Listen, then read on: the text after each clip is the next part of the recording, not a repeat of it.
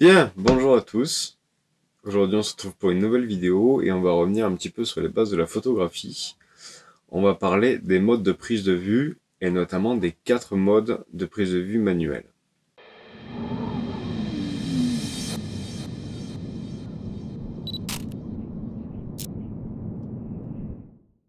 On va gentiment oublier les modes automatiques et se diriger vers la mode manuelle qui nous permettront d'avoir les caractéristiques artistiques que nous désirons. Et par contre, si jamais vous voulez encore continuer à prendre des photos en automatique, il n'y a pas de problème. Il n'y a pas de honte à ça. Mais vous continuez à prendre des photos en automatique et avoir des belles photos et continuer à travailler son cadrage, etc. Plutôt que de travailler en manuel et avoir des photos qui sont tout le temps sous-exposées, surexposées, mal cadrées et qui n'ont aucun sens. Bon, revenons donc à nos moutons.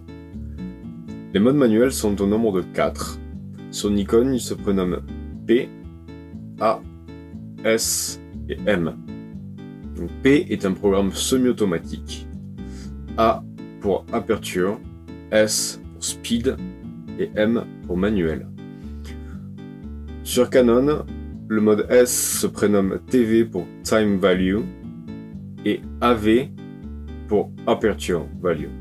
On va commencer par le mode P parce que c'est le plus simple, le moins utilisé et celui que je vous conseillerais d'utiliser le moins, puisqu'en fait au final c'est pas vraiment un mode manuel, mais c'est un mode semi-automatique qui va calculer pour vous la vitesse, l'ouverture et les ISO, si les ISO sont en automatique, de sorte à ce que vous ayez une photo qui soit toujours correctement exposée.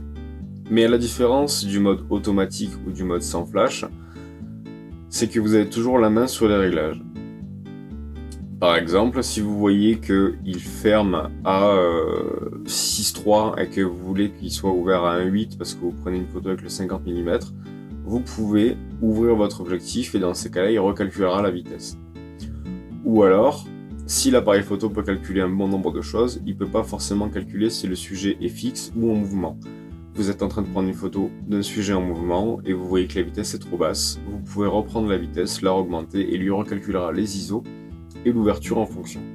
Maintenant, on va rentrer dans le vif du sujet avec le mode S ou TV. Et le mode S vous donne la main sur la vitesse. Le boîtier calculera alors l'ouverture nécessaire à une exposition correcte. Si les ISO sont en automatique, il mettra alors la valeur ISO nécessaire à une exposition correcte. Si vos ISO sont en manuel, il se peut que le boîtier clignote pour vous dire que vous serez sous-exposé. C'est un mode que je me sers personnellement quand j'ai besoin de prendre des photos à haute vitesse. Par exemple pour le sport ou la photo animalière comme des oiseaux, et j'ai besoin d'une vitesse très haute et constante. Ce qui m'assure d'avoir toujours une photo nette en vitesse et éviter les flous de bouger. A savoir aussi qu'en mode priorité à la vitesse, l'appareil photo ne descendra jamais en dessous de la vitesse qui correspond à la focale que vous avez. C'est-à-dire que si vous avez un 50 mm monté sur l'appareil photo ne descendra jamais en dessous de 1/50e de seconde. Il montera les ISO. Ou alors il clignotera pour vous prévenir qu'il faut monter les ISO. Si vous avez un 600 mm monté sur l'appareil photo ne descendra jamais en dessous de 1/600e de seconde. Il vous dira alors qu'il faut monter les ISO. Mais ça, on y revient. Ensuite, le mode A ou AV, donc aperture, qui correspond à l'ouverture, vous donne bien entendu la main sur l'ouverture. Donc l'ouverture correspond à la profondeur de champ. Vous donnez la valeur de profondeur de champ que vous voulez à l'appareil photo et de là il calculera la vitesse nécessaire. Si vos ISO sont en automatique, il mettra la valeur d'ISO nécessaire à ce que la photo soit correctement exposée. Par contre, si les ISO sont en manuel, contrairement au mode S, le boîtier vous préviendra pas et choisira la vitesse la plus basse pour correspondre à l'exposition. Donc si la vitesse est trop basse, vous avez juste à remonter les ISO.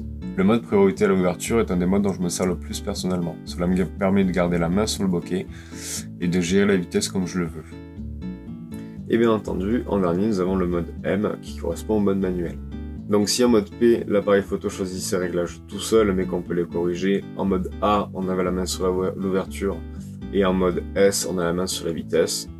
En mode M, vous avez la main sur tous les paramètres.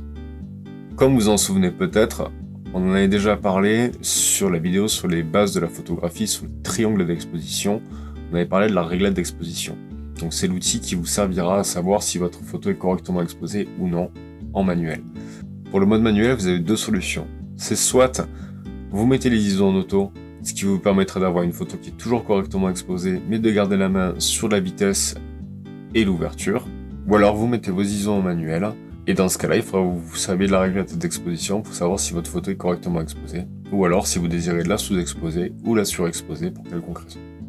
Voilà, maintenant que vous savez à quoi correspondent les 4 modes de prise de vue, il vous suffit de prendre votre boîtier, de sortir un peu dehors, quand on n'est pas confiné, et d'aller faire des photos.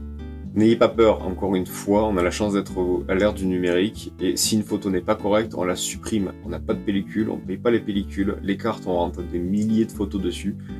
Shootez encore et encore et encore et encore. Il n'y a que comme ça qu'on peut s'améliorer. Faites des tests en A, faites des tests en S, en M, en P, qu'importe. Vous verrez par vous-même les différences, et vous choisirez le mode qui vous convient le mieux. Sur ce, la vidéo est terminée pour aujourd'hui. Je vous invite à vous abonner à la chaîne si ce n'est pas déjà fait, activer la petite cloche pour recevoir toutes les notifications, ainsi que lâcher un petit pouce bleu si cela vous a plu. Vous pouvez nous rejoindre sur les réseaux sociaux, vous avez un lien dans la description qui vous mène vers tous les liens. Et puis moi je vous dis à dans 15 jours. Portez-vous bien et sortez shooter.